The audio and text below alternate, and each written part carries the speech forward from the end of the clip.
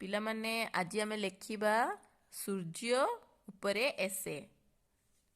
Video ଭଲ ଲାଗିଲେ ଭିଡ଼ିଓକୁ ଲାଇକ୍ ସେୟାର ଆଉ ସବସ୍କ୍ରାଇବ୍ କରିବେ। ଚାଲନ୍ତୁ ଷ୍ଟାର୍ଟ କରିବା। ନମ୍ବର 1,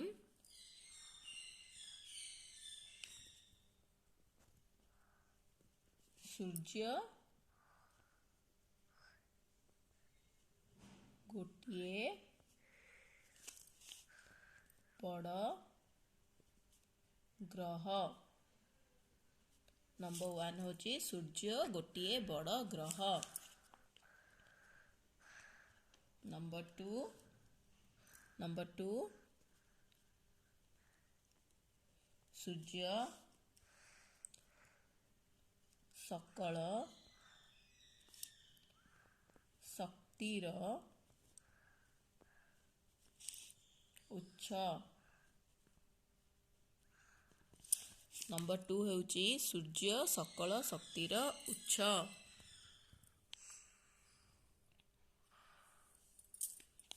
ନମ୍ବର 3, ତେଣୁ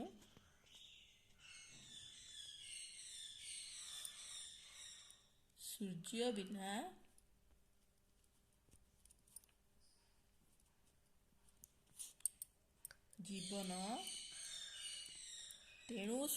ବିନା ଜୀବନ ଧାରଣ ଅସମ୍ଭବ। ନମ୍ବର 3 ହେଉଛି ତେଣୁ ସୂର୍ଯ୍ୟ ବିନା ଜୀବନ ଧାରଣ ଅସମ୍ଭବ। ନମ୍ବର 4, ସୂର୍ଯ୍ୟ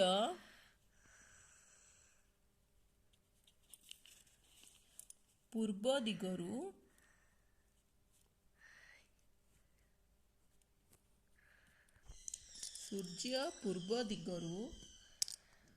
ଉଦୟ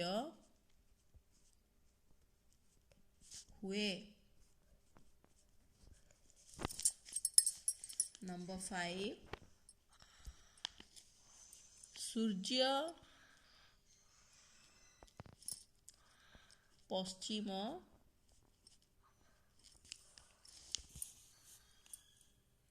ଦିଗରେ ଅସ୍ତ ଯାଏ। ନମ୍ବର 5 ହେଉଛି ସୂର୍ଯ୍ୟ ପଶ୍ଚିମ ଦିଗରେ ଅସ୍ତ ଯାଏ। ନମ୍ବର 6, ଏହା ଆମକୁ ଆଲୋକ ଓ ଉତ୍ତାପ ଦିଏ। ନମ୍ବର 7, ପୃଥିବୀ ଏହା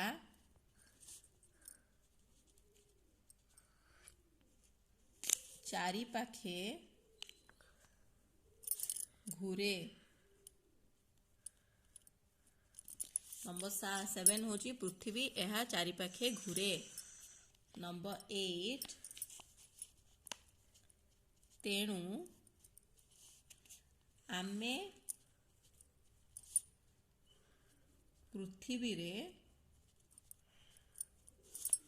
ଦିନ ଓ ରାତି ହେବାରେ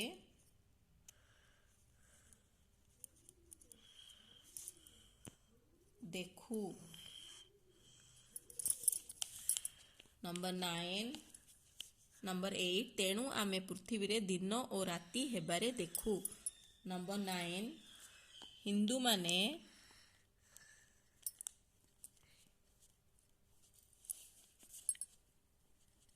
ହିନ୍ଦୁମାନେ ସୂର୍ଯ୍ୟକୁ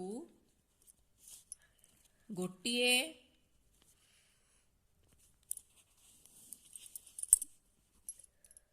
ଦେବତା ଭାବେ ପୂଜା କରନ୍ତି। ନମ୍ବର 9, ହିନ୍ଦୁମାନେ ସୂର୍ଯ୍ୟକୁ ଗୋଟିଏ ଦେବତା ଭାବେ ପୂଜା କରନ୍ତି। ନମ୍ବର 10 କୋଣାର୍କ ଠାରେ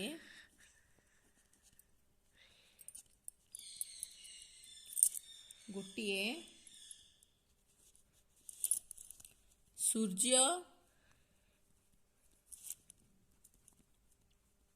ମନ୍ଦିର ଅଛି। ନମ୍ବର 10 କୋଣାର୍କ ଠାରେ ଗୋଟିଏ ସୂର୍ଯ୍ୟ ମନ୍ଦିର ଅଛି। ନମ୍ବର 1 ସୂର୍ଯ୍ୟ ଗୋଟିଏ ବଡ଼ ଗ୍ରହ। ସୂର୍ଯ୍ୟ ଗୋଟିଏ ବଡ଼ ଗ୍ରହ। ନମ୍ବର 2 ସୂର୍ଯ୍ୟ ସକଳ ଶକ୍ତିର ଆଧାର। ନମ୍ବର 3 ତେଣୁ ସୂର୍ଯ୍ୟ ବିନା ଜୀବନ ଧାରଣ ଅସମ୍ଭବ। ନମ୍ବର 4 ସୂର୍ଯ୍ୟ ପୂର୍ବ ଦିଗରୁ ଉଦୟ ହୁଏ। ନମ୍ବର 5 ସୂର୍ଯ୍ୟ ପଶ୍ଚିମ ଦିଗରେ ଅସ୍ତ ଯାଏ। ନମ୍ବର 6 ଏହା ଆମକୁ ଆଲୋକ ଓ ଉତ୍ତାପ ଦିଏ। ନମ୍ବର 7 ପୃଥିବୀ ଏହା ଚାରିପାଖେ ଘୁରେ। ନମ୍ବର 8 ତେଣୁ ଆମେ ପୃଥିବୀରେ ଦିନ ଓ ରାତି ହେବାରେ ଦେଖୁ। ନମ୍ବର 9 ହିନ୍ଦୁମାନେ ସୂର୍ଯ୍ୟକୁ ଗୋଟିଏ ଦେବତା ଭାବେ ପୂଜା କରନ୍ତି। ନମ୍ବର 10 କୋଣାର୍କରେ ଗୋଟିଏ ସୂର୍ଯ୍ୟ ମନ୍ଦିର ଅଛି। ପିଲାମାନେ ଭିଡ଼ିଓଟି ଭଲ ଲାଗିଲେ ଭିଡ଼ିଓକୁ ଲାଇକ୍, ସେୟାର ଆଉ ସବସ୍କ୍ରାଇବ୍ କରିବେ। Thanks for watching.